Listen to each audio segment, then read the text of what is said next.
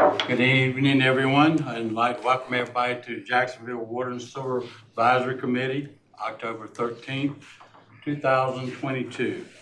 I'd like to, like I said, call to order this meeting. And first, I'd like to adopt the agenda. Get a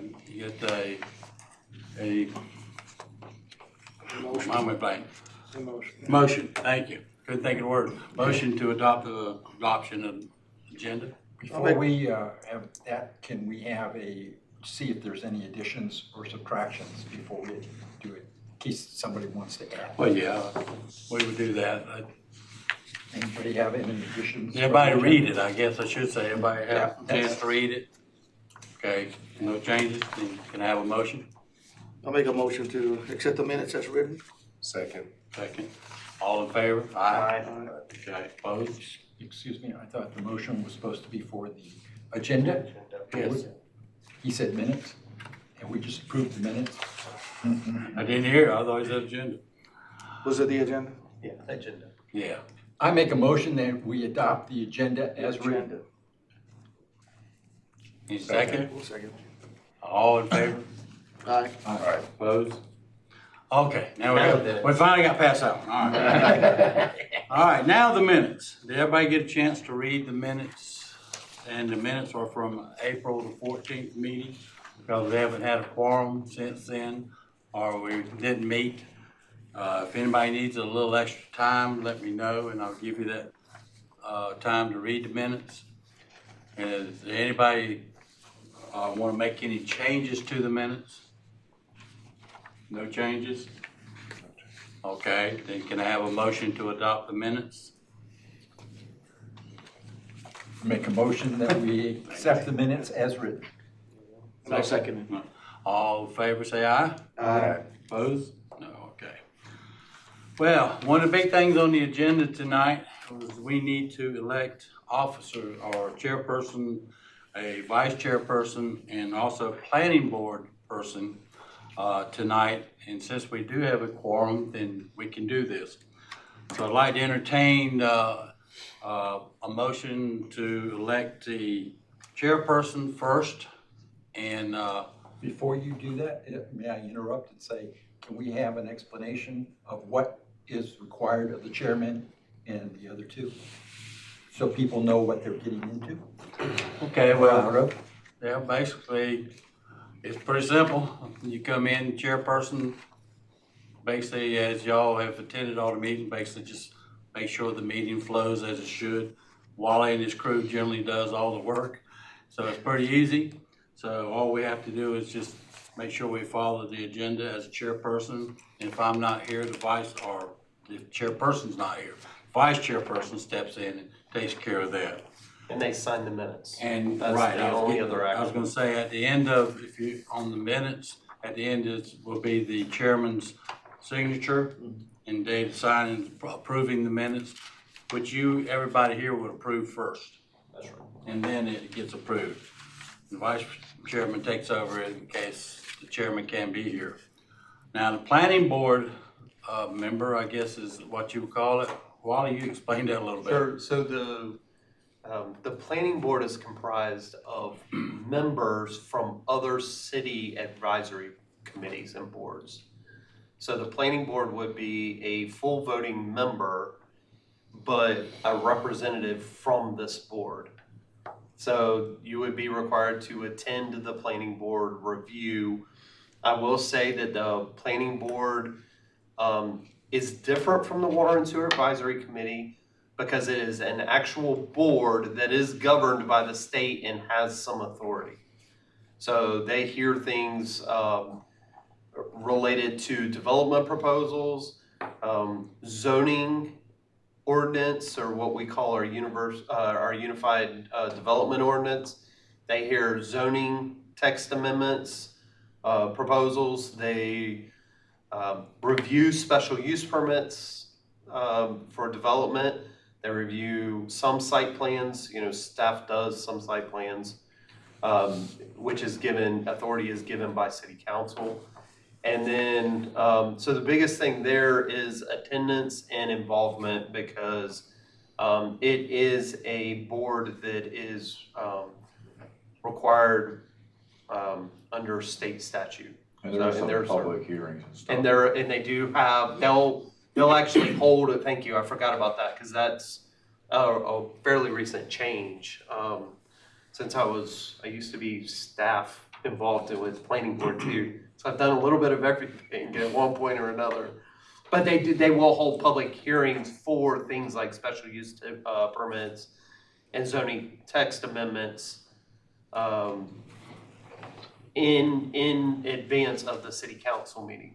So planning board does make recommendations to city council, who's the final authority, much like we do, but there is statute governing what they have to hear. Some things can't go to city council before it goes to the planning board. I would add, whoever goes for us to the board, that usually everybody recognizes what you have to do to help the board.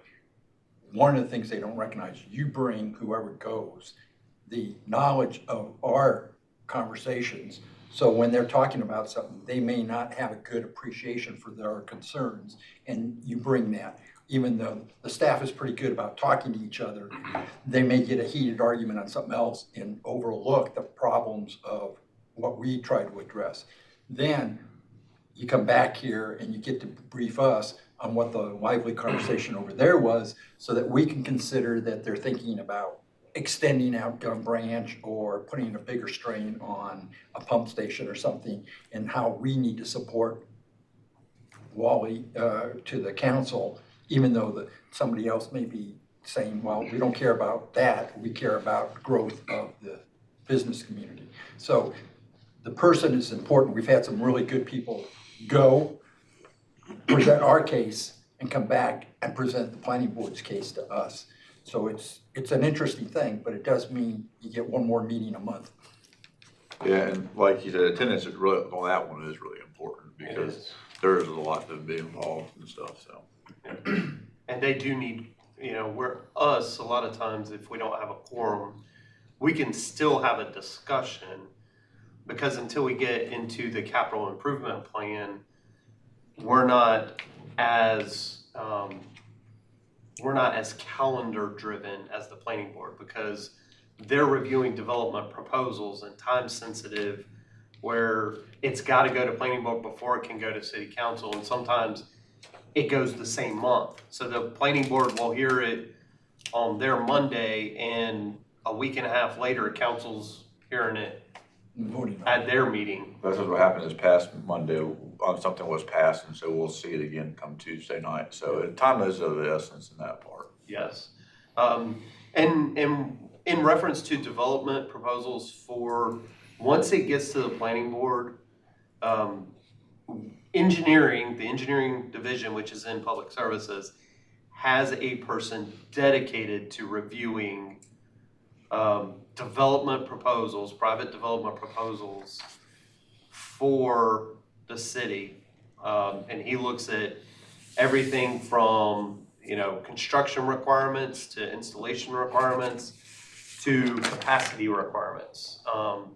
He's responsible for all of our state permitting when we extend water or sewer mains or anything like that. So by the time it's gotten to planning board, there shouldn't be any issues regarding water and sewer, because that's been ironed out before it gets there, because we have a staff person dedicated to reviewing for water and sewer infrastructure. But on the other hand, this group is not only concerned with what you do, but how it affects the community. And so, as you will hear, there will be a lot of conversation about, will that raise rates, or will that, reduce volume, or that type of thing.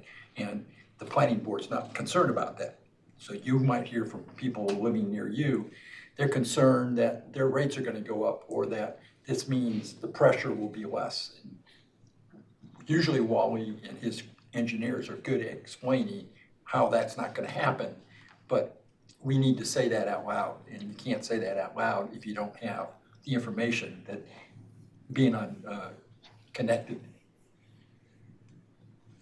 So we have a pretty participatory group here. The planning board's participation is kind of making sure they meet the requirements of the law.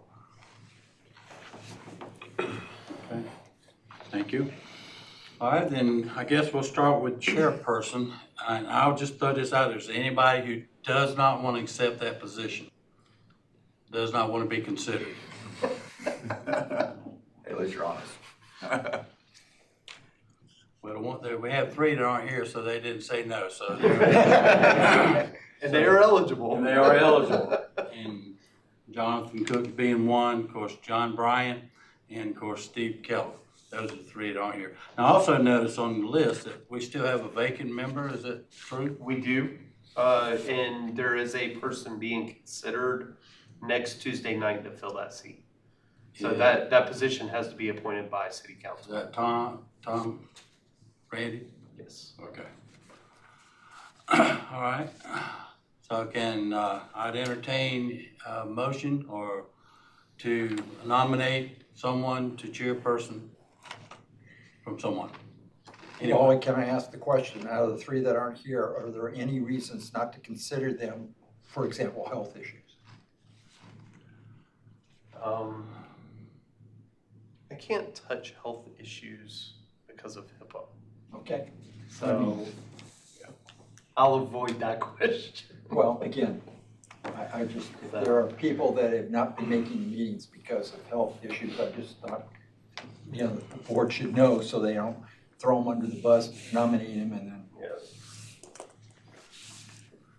And I would agree with you. You want to stay away from that subject. I'll stay away from that. Can't touch that. Can't touch this. So do I have any names anybody want to throw out for chairperson?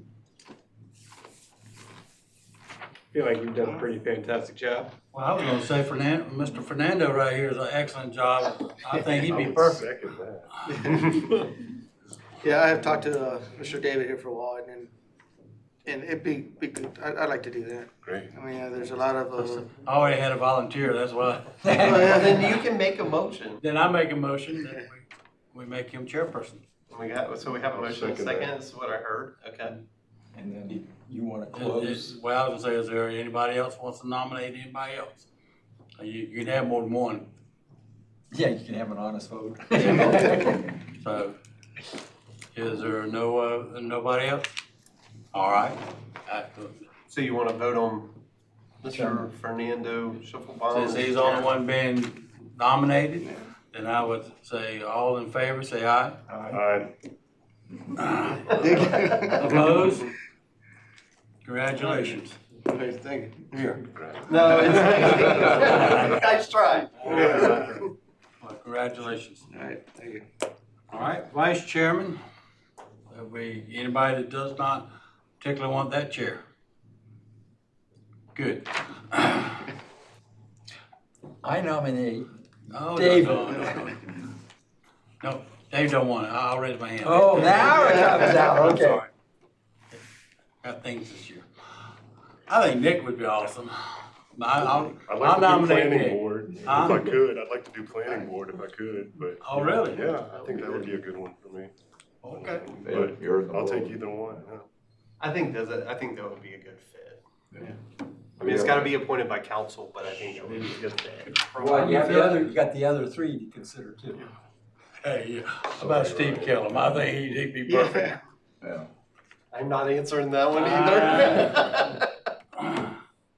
Well, if Mr. Nicola wants to stay there, or Ryan wants to. I will do whatever is best for the board. Well, I Now- think you staying would be best for the board. As somebody that doesn't want the job. And make a notion that he stays there. I make a motion to recommend you stay in your position. He can't even say my name. This is how I'll second difficult. it. I'll second it. Second, You're gonna have to. anybody else considered for that position? Need a corporate knowledge. Nope, all right. Then we'll vote on it. All those in favor, Mr. Tom here, Mr. Nicholson being vice chairman again? Aye. Opposed? Congratulations, sir. Thank you. All right, planning board. Let's see, we gotta come up with somebody for that. I don't know, this is gonna be a Scraping tough the one. bottom of the barrel. This is gonna be a tough one to figure that out. So has anybody got anybody in mind? Make a motion for Mr. Nicholas here to. You can be chairman and be on the planning board. That's true. Let's not push that luck. I've got this day set I'm for this. just saying, this experience, we're gonna have to replicate again in a year. Yeah. So we might as well make sure we understand that, you can only serve for 2 consecutive years and there's none, planning doesn't have a limit. No, it does not. And, other than that, you can hold the planning and one of the other positions. Okay. That's just so people understand the gravity, because someday he may want to stay on planning board and be the chairman. It's all right, too. Okay, so we have one nomination. Any other nominations? Okay, let's Who was move the on. second? I missed it, I'm sorry. I got the motion. I'll second. All right, thank you. I didn't know if you had that, but I did not. Okay. Well, I will, just. It was the other way around. Yeah. He did it and then you did it, now you do it. No matter. All right, so all in favor, say aye. Aye. All opposed? Congratulations, sir, you're on planning board. Thank you, gentlemen. I All will right. get, Ryan King is the staff liaison for that one, so I'll get your information over to Ryan after it goes to city council for consideration. You're in trouble there, buddy. I'm sure. Do they know you? Is that why he says you're in trouble? No, I don't think so. Oh, okay. Give me. Okay, well, that takes care of the elections. Thank y'all, and thank y'all. Appreciate it. And next, I guess we got presentations. Nick, I understand you going first? Yes, sir. Well, thank you for me for an opportunity to share this evening. We talked a few weeks ago about Brookview sewer repairs. We're going to look at that job again tonight and give you all an update of where it stands.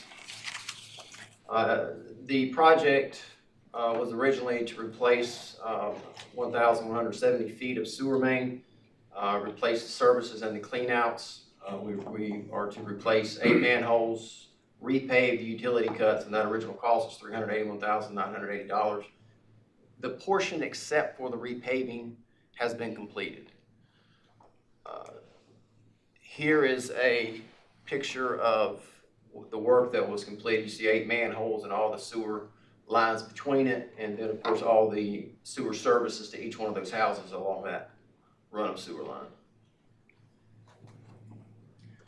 The challenges we encountered, the water line that was present, we knew it was there, we just weren't quite exactly sure of the location. We found out it was extremely close to the sewer line, and it was in poor condition.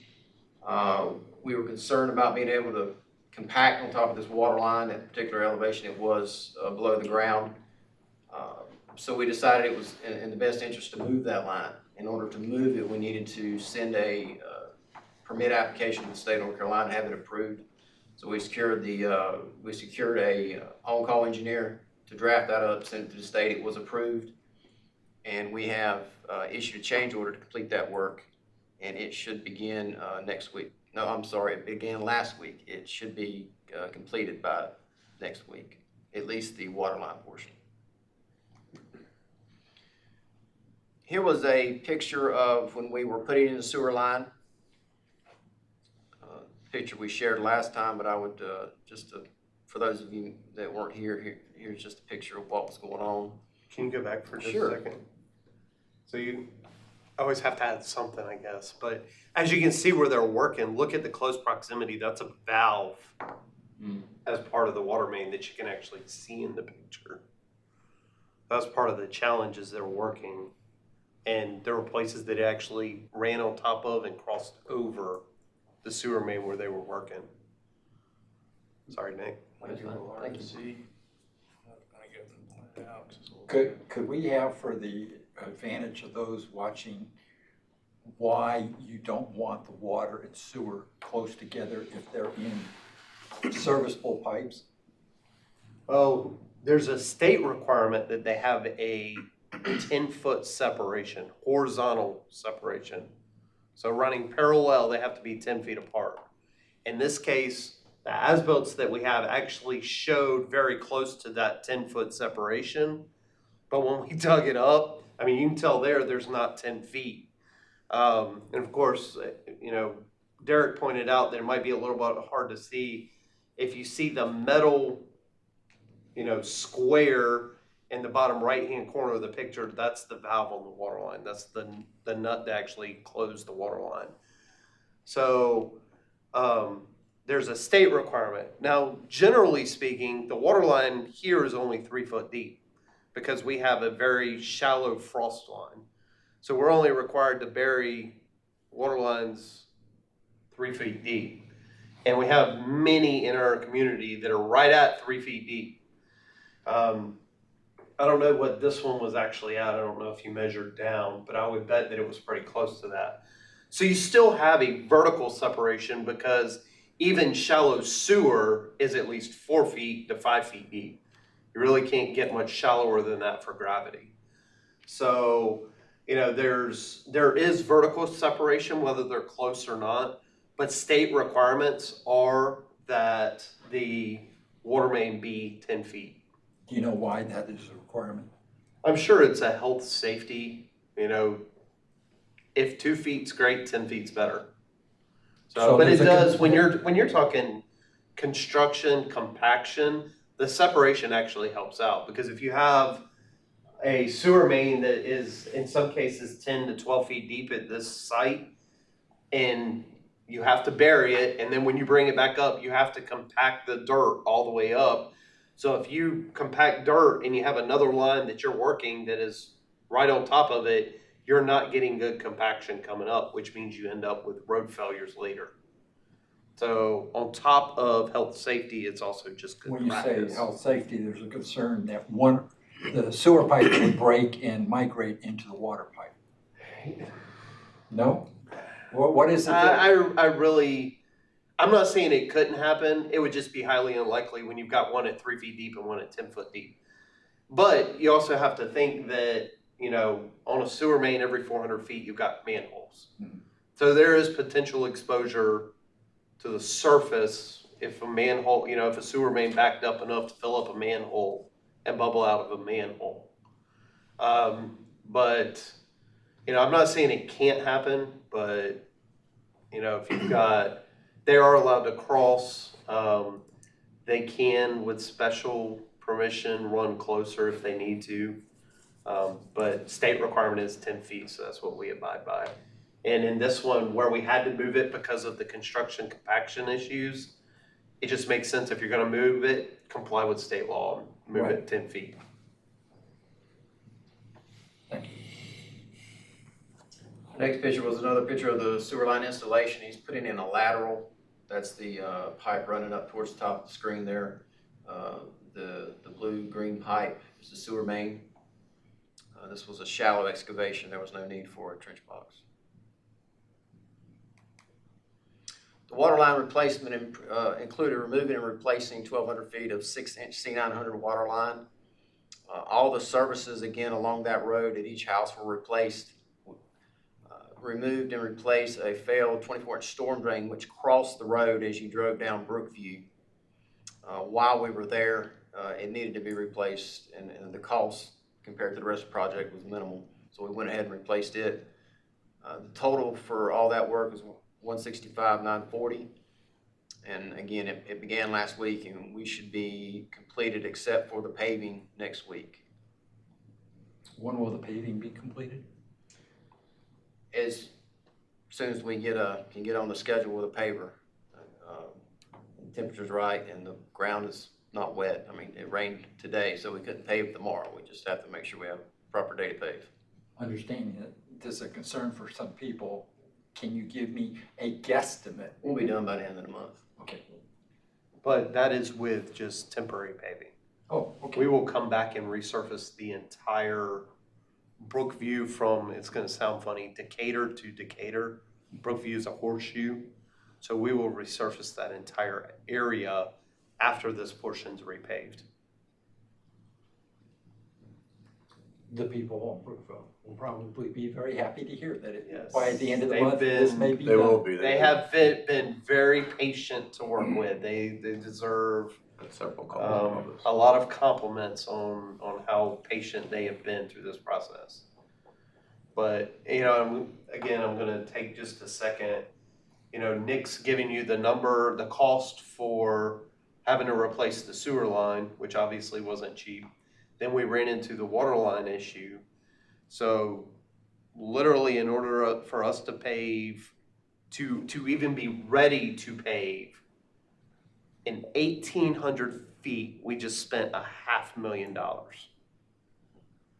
So imagine all of the streets in Jacksonville and paving, and we have this replicated in other areas that we're gonna have to address. Probably one of the worst streets in Jacksonville is DeWitt Street, and I can guarantee you it's gonna cost a whole lot more than this. Now, doesn't mean it doesn't have to be done, it does have to be done, but repairing deteriorating older infrastructure is very expensive.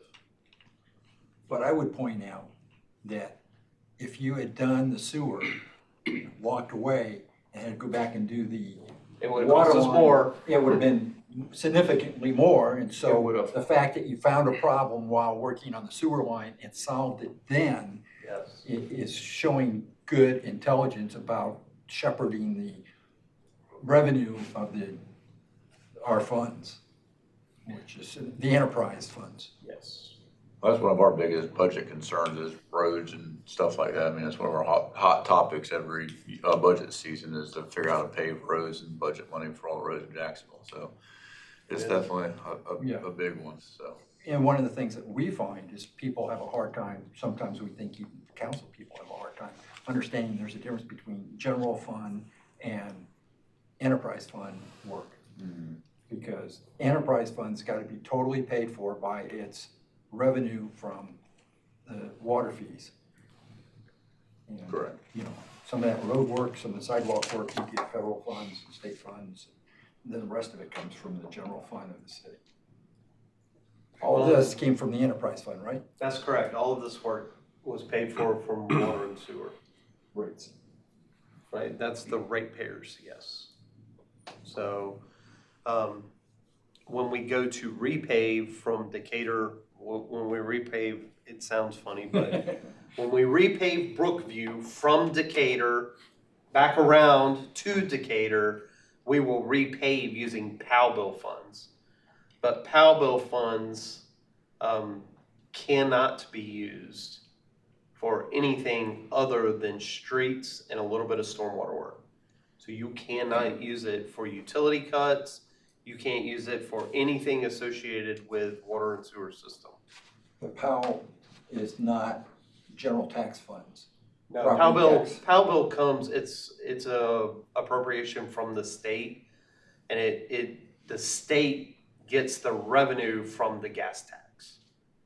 That's where the revenue for POW bill, so the state collects the gas tax, and then they distribute the gas tax through the POW bill Act, so it's POWELL, named after a person, the POW bill Act, and they appropriate those street funds, that gas tax fund back to cities, and it's based on two criteria: the number of street miles a city has and the population. So it's a formula, and ours is roughly I don't remember. I think ours is maybe $1.9 million, $1.8 million, somewhere in there every year, roughly every year. And I think this is an important conversation because if you are the common citizen, you look at numbers like this, you hear about the paving, and you assume it's all coming out of your property taxes and your city tax on goods. And you're like, what the heck? When actually the enterprise fund's got to pay for itself through the rates, and that's why we're always pushing to keep the rates down, but we want to get the work done. And that some of the other stuff that we do where we tear up a road and we do temporary paving, it's so that we don't use POW money to do paving and then have to tear it up again to do something. And then, it's so, my point is the funds are different, but Wally is shepherding very well for this effort. Thank you. Nick? Any other questions about that particular slide?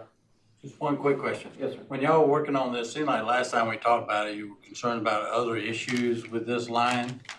Has it been camera run down it and make sure line's still okay, or? The sewer in this entire area has been cameraed, Okay, and we are going to have to come back and slip line it, or, I know we've talked about that multiple times with this board. They'll come through and they'll use a cured in place liner, but that's no dig. They can go in through a manhole and then they work. So it really doesn't matter if we do that work, that slip lining work, before or after the paving is done. So it'll just be when the I&I project's timed versus when the paving project for this area is done. So, but it really doesn't matter which one comes first. thank you. Sorry.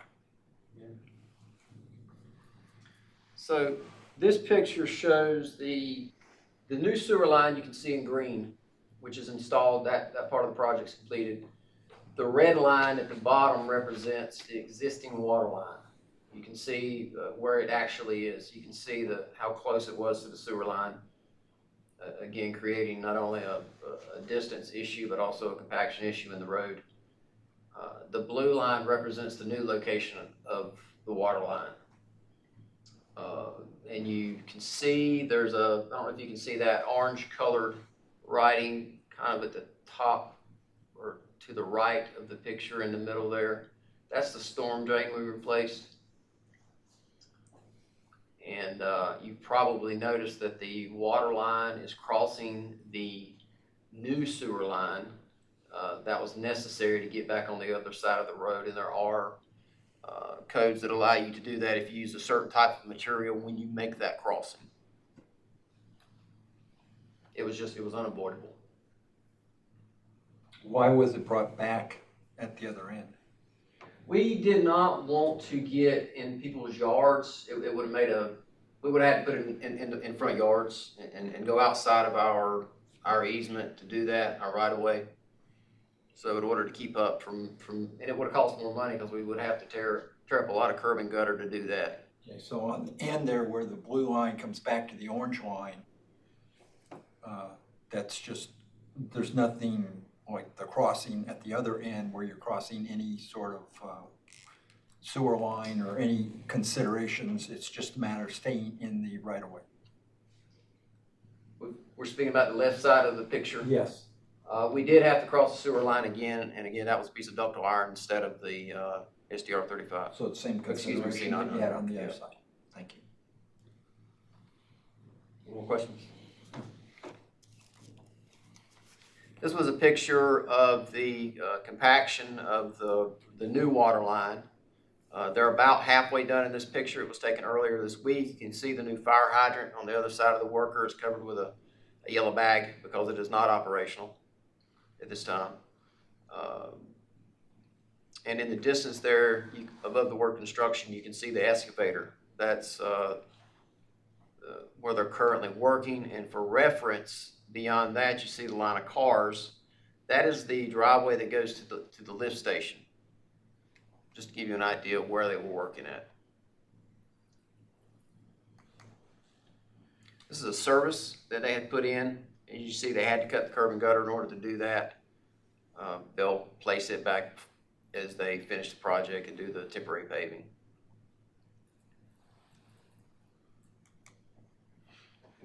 This is another picture of the work they had completed. This was standing back at the beginning of the water line construction. Just another shot to show you how much they have done in a week.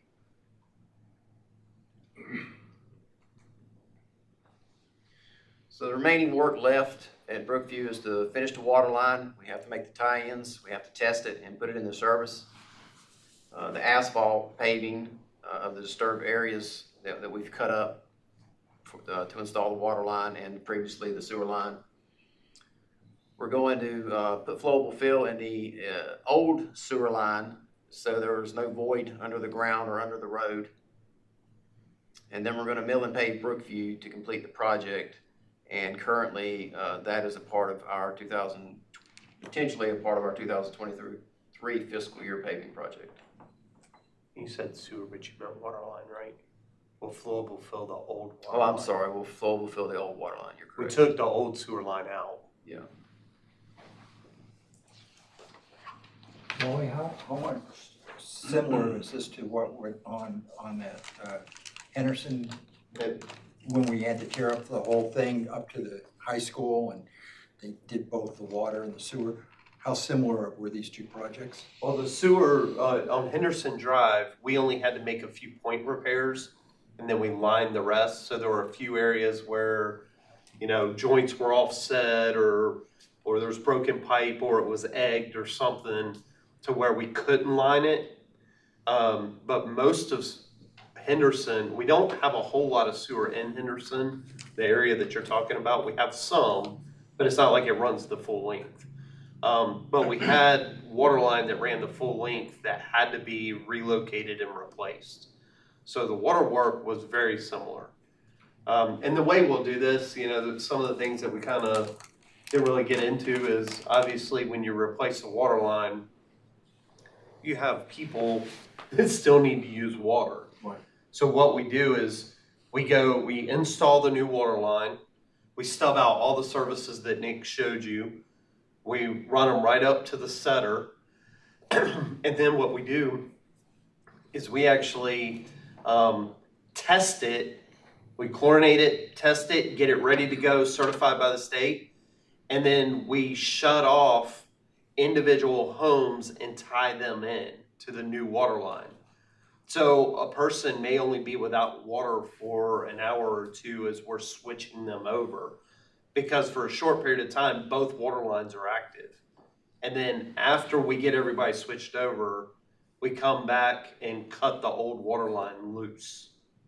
And instead of pulling it out of the ground, we fill it with what Nick called flowable fill. It's basically a watery cement that moves. So we fill it, get all the air out of it, all the voids, and it becomes, you know, basically a pipe full of, you know, kind of, when it cures, it's not as hard as, you know, a concrete driveway or anything. But you can dig through it if you have to, but it's filled. It's a solid piece. Henderson and this project were both done in-house by Jacksonville city employees? No, we contracted both of them out. Okay. And The reason I asked that question is. I don't remember who got Henderson Drive. It's Carolina Utilities, I think. So, and they're the same. Are we? I don't remember. It may be the same company, but we had to bid it out. We had 3 bids on this, 4? 3. We had 3 bids on this. So we bid it following the requirements. The city, it falls under the requirement for state, but we followed the city's purchasing requirements, which says we have to get a minimum of 3 bids. You know, we gave them time to put their bids together and submit them to us. Are we getting better at this type of project with these companies, or do you expect the next time we have to do it, we won't be any better in time or materials? Or You know, it would be interesting for you to ask a contractor that, because I would say that our contractors like working for the city. We're pretty organized. We manage our projects professionally. We communicate well with the contractor. We have on-site supervision. So if we try to identify challenges and problems ahead of time, we don't leave that up to the contractor to just figure out on their own. We're open when something needs to be done.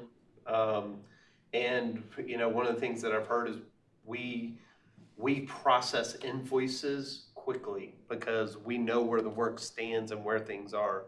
So if a contractor submits us a pay application by Thursday, we will have them a check cut on Tuesday.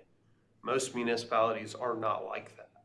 So we can, you know, we constantly get the same contractors over and over again. And, you know, I'm not gonna say we're perfect, we're not, but in most cases, they give us good pricing because we're pretty good to work with.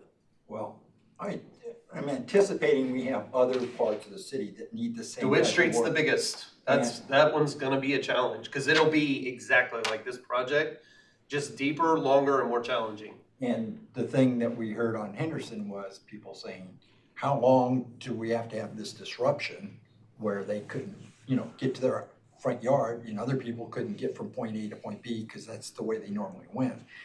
I think you need to be commended because of the effort it took. People don't realize that it wasn't something that you could close down on Monday and open up on Wednesday.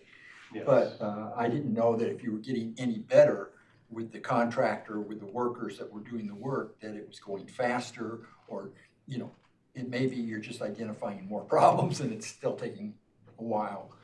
But again, you can appreciate that somebody who's got this in front of their yard and can't get in and out, and their kids, are playing around heavy equipment. I think the challenge with Brookview with this one, Henderson's also different because the only work that the city did was the water line. So this NCDOT was responsible for 100% of the rest of it.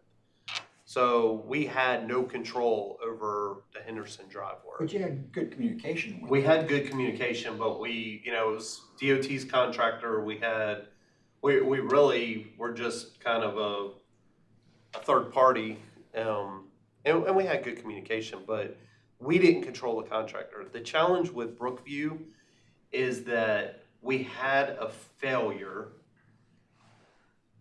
that was so excessive, we didn't have money to cover it. So then we had to go get money, do our best guess at an estimate, go get funding. So that took time. And then as we were putting it together, if you remember, we had a project that was the Decatur lift station. So before we finished that project, this line probably, and I'm just going to guess, probably had quadruple or more of the flow on it than it currently has on it. Because what happened is the Decatur lift station collected everything basically along the Decatur Road, Sioux Drive, Northwoods Drive area. They brought everything to that lift station and then pumped it down this line. Well, when we abandoned that lift station and put in a new gravity sewer line, we went along the little creek that's right there.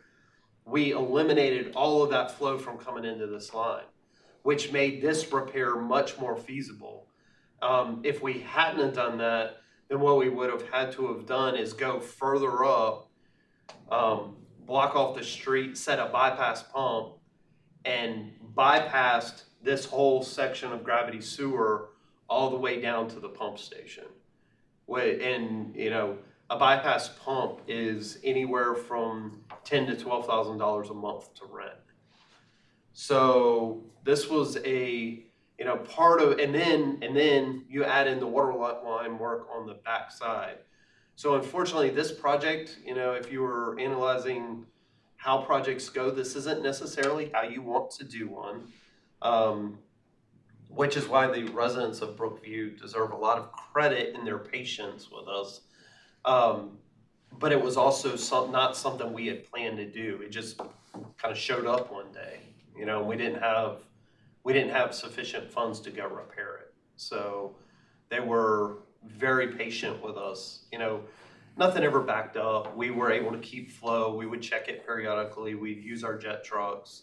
But it still was causing a sinkhole in the middle of the road that we had to repair. So You said you had to go get money for this. Yes. Where did you get it from? we did it, it came from the Water and Sewer Fund, but we did it as part of the capital improvement program.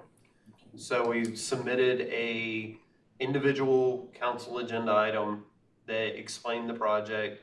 It included a funding to, it included the capital improvement project, the worksheet, a budget amendment and everything, and council considered that and approved that project. Didn't require a new bond. It did not, no. We had this in fund balance. Well, I know we're asking a lot of questions, at least I am. And as I said, I think you need to be commended because there's a lot of moving parts, getting a very satisfactory thing, and we're gonna have a better system which will last 50 more years now than having to go out there in 2 years and have people not with water or sewer.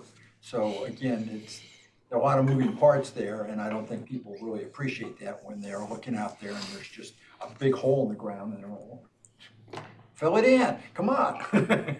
Well, if you'll recall, we actually did this with Sioux Drive and Seminole, and we planned for that.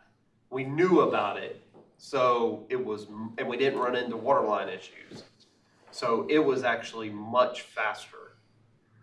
So, and we actually moved some of the water, we actually ran new services as part of that project for the water line, just to make the area more presentable and better service to the residents. There's So, a state we requirement that we do 10% of the lines every year, right? The state requirement is that we inspect 10% of the lines. We don't Does have this to replace qualify them. as part of that 10%? Yeah, for inspection, absolutely, Okay. yes.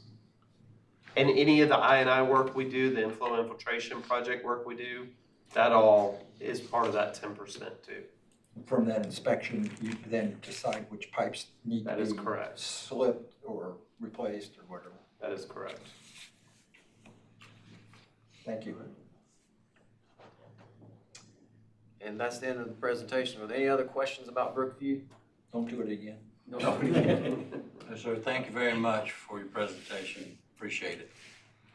And I believe Christie has the next. Okay, yes, Chris, Ms. Christie, yeah. Take care. Oh, this is a complicated one. So we're gonna talk about New Bridge streetscape update. This project includes improvements to the existing infrastructure. That work is going to include larger stormwater pipes being installed. The deteriorated water and sewer pipes will be replaced. We're gonna make sidewalk and ADA improvements, improve street lighting and new traffic signals. And we'll be relocating all of the utilities from overhead to underground. When I say utilities, that will include not only electric, but cable, fiber, but telephone. So it's a big coordination of events, communication between the different utility companies, trying to get those utilities off of the overhead poles so they can be removed and made underground. Oh, and fiber. I don't know that I said fiber. Fiber is also going to be removed. This project area is a 4-block span that will go from basically the Freedom Fountain down to Warlick Street. The project dates, these are our estimated dates for beginning construction for the relocation of the utilities, sometime in November of 2022. We're looking to begin construction with the contractor December 2022. Phase 1 is expected to last roughly 240 days. Phase 2, roughly 307 days, for a total project amount of 547 days. So it's gonna last a good while. This is a rendering of what we hope New Bridge will look like at that intersection of New Bridge and Bayshore. So the dark brown building is City Hall, and across the street is the post office. You'll see that the street lights are there in the medians. And so the overhead poles, once again, will be coming out at that intersection. I don't know how many of you may have rode through where New Bridge Middle School is, but you probably noticed that that stoplight is no longer there. It's now a 4-stop intersection. I'm assuming that the stoplights are going to be hurricane rated, Oh, yes, Yes. as the overheads had been. Yes. And we did take down that traffic light there at the school prior to school starting so that people could start getting accustomed to it. There was a little disgruntledness at the beginning, but for the most part, I think people have adjusted very well. And we had police in the area monitoring the first couple of weeks, so that was a big help. The challenge with that location is currently headed from City Hall toward Court Street. The stop sign is all the way on the, basically adjacent to the sidewalk. So you've got 2 lanes of traffic, a row of angled parking and then your stop sign. So people, now how they missed the flashing billboard we had right there in front of it, I'm not sure about, but it was hard to, it kind of got lost in the clutter, which all of that will be cleaned up with this project. Yes, sir. Why would you go to for the stop signs versus the signal lights? A couple of reasons. That's a great question because I'm sure others have had it Yeah. also. So different intersections rate different treatments, right? So it's based on the traffic type and the number of vehicles that move through that intersection and the directions that they're traveling.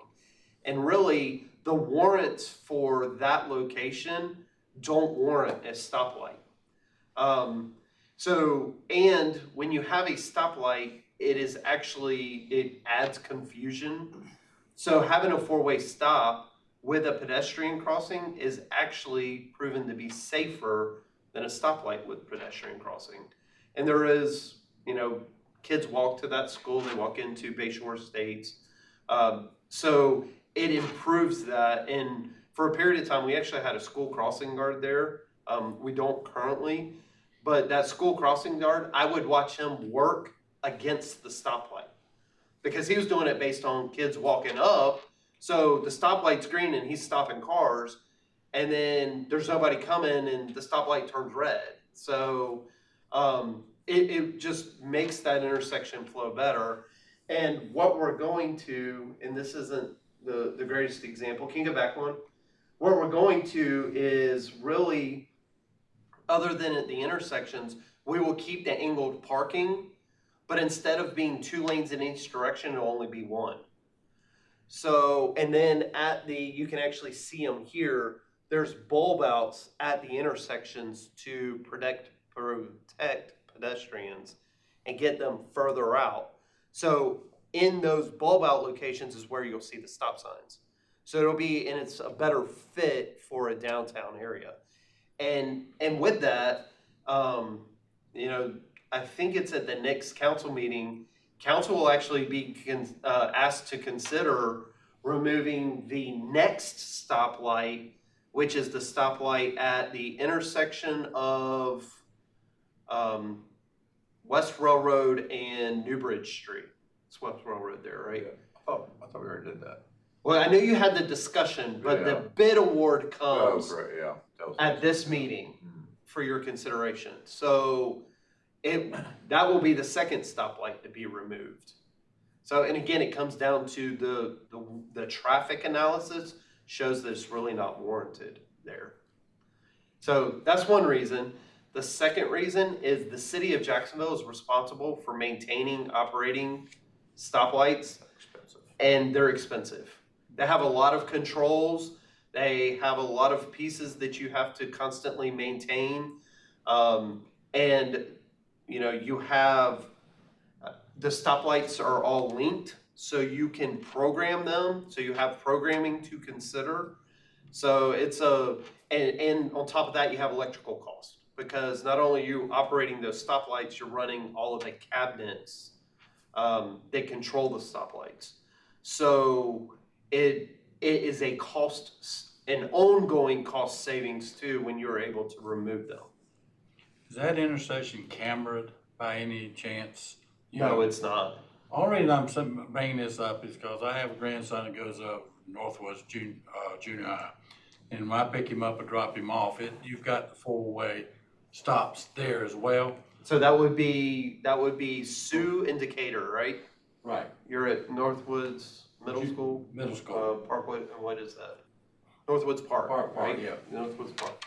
And I get so frustrated sometimes seeing people going so fast up and down those roads. And even with the stop light, I've seen kids walk out in front of people, and it even happened to me one day. All of a sudden, a kid comes running across, and that just kind of concerns me, the safety of the kids in those school areas. That's why I was asking about the light.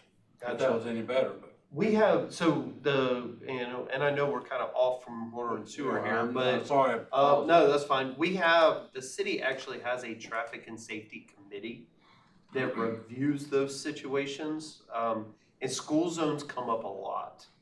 And primarily because an individual principal is the one that makes the decision for how, pick up and drop off goes at their school. And sometimes they come in and make changes, or I know that Northwoods Park is one of those. They've been doing it for one way that worked pretty well for, people had gotten used to it for a long period of time. Principal changes over, so principal comes in, and that's one of the things they change, trying to improve. But there's a learning piece that goes with that with all of your parents. And one of my kids actually goes to to Newbridge Middle. And I can tell you, new principal, new drop-off pattern, but what I can tell you is it works very well. It's very safe. And I actually come through this, that's how I come out, is through that intersection. I can tell you that coming out through the intersection with the buses and everything, the stop sign, in my opinion, actually works better. I'm sorry to get you off. I'm sorry about it. Thank you for asking. May I make a suggestion on your, having been the victim of Ryan's predecessor on Pine Valley Road, where they put a number of innovative things To control speed. in which the only one that worked was the one we told we couldn't have, the speed bump. There was no analysis after they did the narrowing and the round, and nobody has replaced the uprights in the round. Yeah, and again, the speed is still a problem, and they took out the three-way stop at the one spot and made it just one-way stop. Having been a victim of that, will there be some sort of analysis of this 6 months, a year, 18 months later to see that it is doing what you are suspecting that it does? I hear you're saying you're using traditional concepts. You're not doing like you did on Pine Valley. Right. Mixing a number of innovative things, which then didn't work. But if I may make the suggestion, there should be some analysis. You're projecting that this will do something, and if you do it and then don't see if it works, you'll replicate it someplace else. Right. So I would just suggest, as you do with the water things, we look at them and say, oh, you moved that and it's working as we projected. I'd suggest this might be the same thing. Okay. We can talk to transportation services. We work with them on a lot of projects. I would hope so, since you have roads. Some of the challenges that we know that we're gonna face is maintaining accessibility to all the businesses and the school along New Bridge Street. There's gonna be lane and partial street closures. Part of that is there's gonna be storm water pipe that runs completely across the road, as well as water line. So at some point, we're gonna have to close off a whole portion of a road in order to install those things. Pedestrian access, parking, and then temporary water service interruptions to the businesses. Is there any, with this interruption to those businesses, is there any concept of accommodating, assisting, making sure the businesses don't move and collapse because the disruption? It's going to be 547 days, hopefully. Well, those are some of the things that Christy's kind of pointing out, is that we recognize it's going to be a long project. The plan right now is to keep at least one direction of New Bridge open at all times, except for when we have to go all the way across the road. Because unfortunately, in a project like this, there are certain cases where you just have to do that. And in those cases, we have good detours worked out. What I will say is the contractor has asked to close certain areas at different times, partially because he believes that he can construct faster and get in and out. That'll be something that we can talk to with not only city management, but with the businesses. The good thing is there is good parking around the downtown area. There's actually more than a lot of people think. A lot of these businesses have alleys behind them that have parking in them. The city has, the county has a lot that they've used for temporary parking when they were building their county building, the Consolidated Human Services Building. So there is parking. Admittedly, you have to walk to Newbridge Street, but it's 2 blocks or so. It's not, like they've got to walk half mile or something. City Hall has pretty good parking, and our parking will remain open. And then we will do the best possible to keep some of the on-street parking open as well. So while we're trying to maintain traffic flow in at least one direction, we will try to maintain parking in that same direction where possible. I think the bigger interruption for businesses and challenges for businesses are going to be we're redoing the sidewalk that literally goes up to their front door in a lot of cases. So we'll be coordinating that work, making sure that they have pedestrian access. We've done this. We did this with success in front of Johnson Drugs. That's exactly what it's going to look like. It's the same pattern, that herringbone pattern. So it's at least not the first time we've done it, but it will take coordination. And then the temporary water service or temporary outages, we'll do them the same way we just discussed on Brookview. The new water line will be in service. We'll switch them over, so you're talking a very brief time that they're actually out of water. And the contractor's been very good in discussing with us the possibility of either doing it in the evenings when businesses are closed, or on weekends when businesses are closed, or off times. So it's less disruption, or the least amount of disruption possible.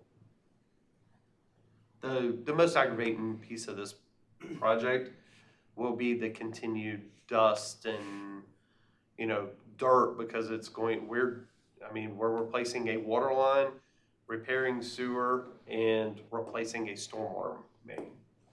So we're literally digging up both sides of the road, and then in some places all the way across.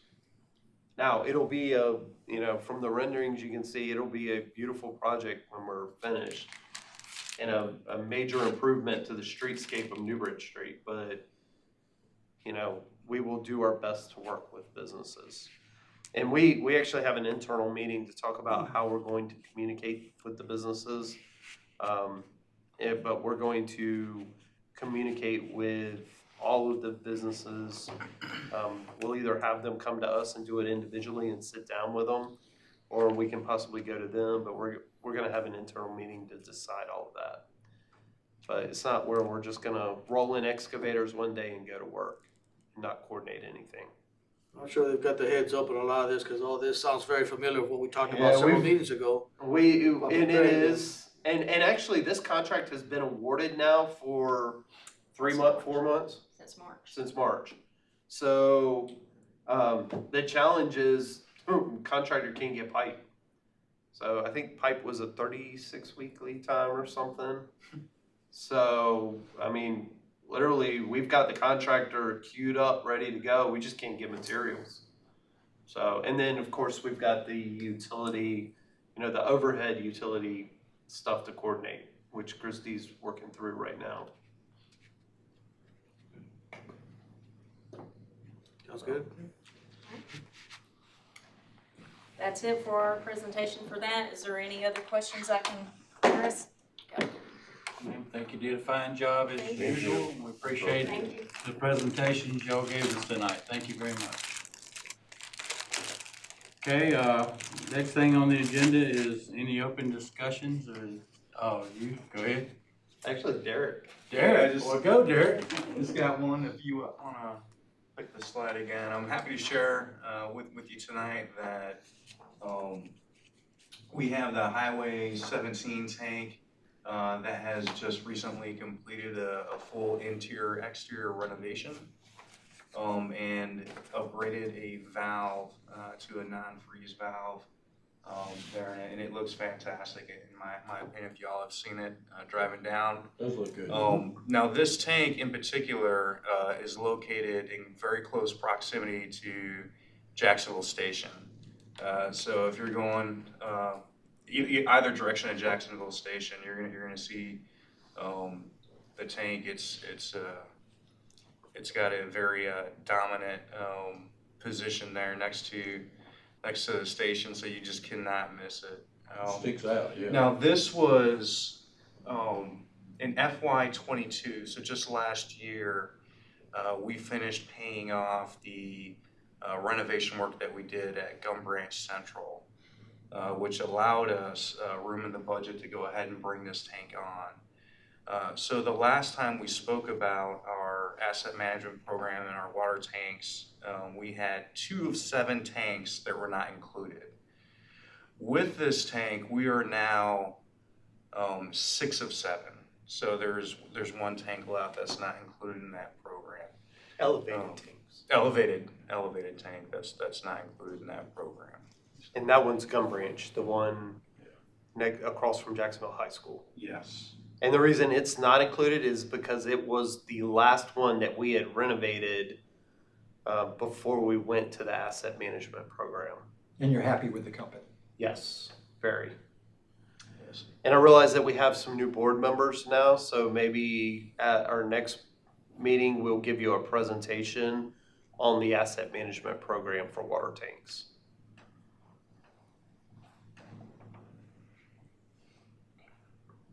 Is that it, Derek, or you Yeah, got more?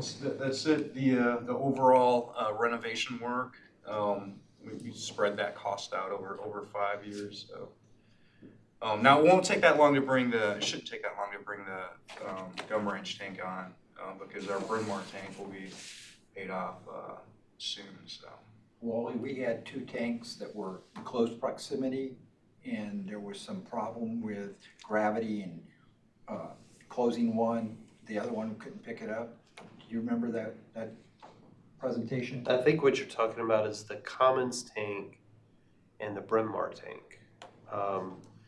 The height of the Commons tank actually makes the Bryn Mawr tank not usable as a water tank, because the pressure that our pressure's driven by gravity primarily.